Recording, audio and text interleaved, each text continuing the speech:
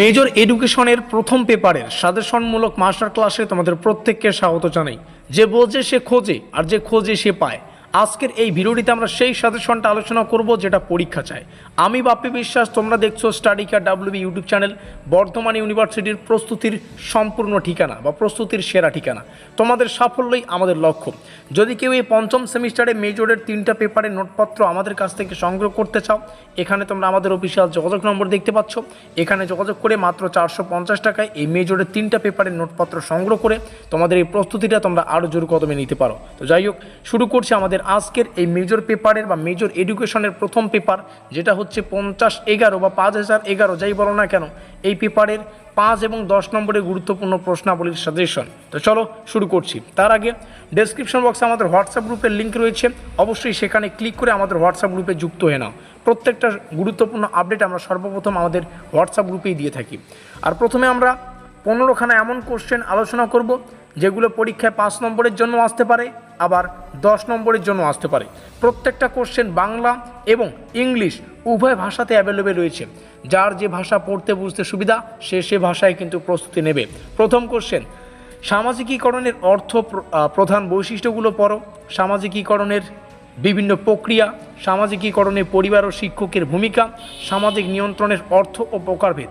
এই প্রশ্নগুলোকে আমরা 3 থেকে 4 দিন একদম কঠোর পরিশ্রম করে বিভিন্ন পরীক্ষা নিরীক্ষা করে তৈরি করেছি। তার মানে বুঝতেই পারছো প্রশ্নাবলী কতটা গুরুত্বপূর্ণ হতে পারে। তারপরে সামাজিক নিয়ন্ত্রণের বিভিন্ন সংস্থা এবং এজেন্সিগুলো। পরবর্তী কোশ্চেনগুলো আমরা দেখে নেব। সামাজিক গতিশীলতার অর্থ প্রকারভেদ, সামাজিক গতিশীলতার প্রধান কারণগুলো, discuss the causes and factors of social mobility, ভারতীয় সমাজে সামাজিক গতিশীলতার বৈশিষ্ট্যগুলো, এগুলো পড়ো। নেক্সট কোশ্চেন, সাংস্কৃতিক ধারণা এবং এর প্রধান বৈশিষ্ট্যগুলো আলাদা আলাদাভাবে পড়ো। এখানে রয়েছে সাংস্কৃতিক পরিবর্তন, সাংস্কৃতিক পশ্চাৎপদতা, এটা পড়বে মানে কালচারাল ল্যাক। তারপর সাংস্কৃতিক নির্ধারক হিসেবে শিক্ষার যে ভূমিকা, মানে education as a cultural determined, এটা পড়বে। তারপরে বাকি কোশ্চেনগুলো তোমরা এখান থেকে দেখে নিতে পারো, যেমন সামাজিক প্রতিষ্ঠান হিসেবে পরিবারের শিক্ষামূলক ভূমিকা, এটাও যথার্থ ইম্পর্টেন্ট। বিদ্যালয় ও রাষ্ট্রের শিক্ষামূলক ভূমিকা পড়ো।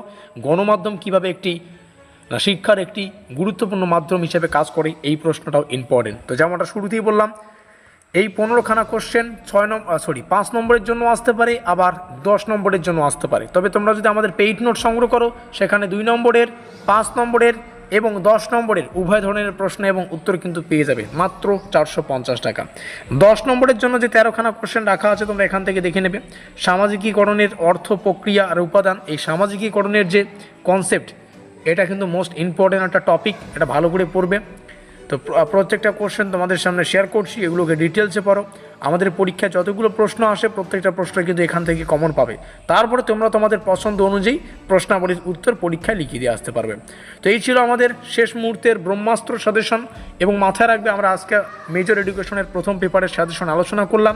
আমি বাপ্পি বিশ্বাস, তোমরা দেখছো study care WB YouTube channel, বর্তমান ইউনিভার্সিটির প্রস্তুতির সেরা ঠিকানা। ছাত্রছাত্রীদের সাফল্যই বা তোমাদের সাফল্যই আমাদের লক্ষ্য। কেউ যদি পেইড নোট সংগ্রহ করতে চাও, শুধু 5th সেমিস্টার কেন, বর্তমান ইউনিভার্সিটির প্রত্যেকটা সেমিস্টারের নোটপত্র তোমরা এখানে যোগাযোগ করলেই কিন্তু পেয়ে যাচ্ছ। দেখা হচ্ছে পরবর্তী ক্লাসে।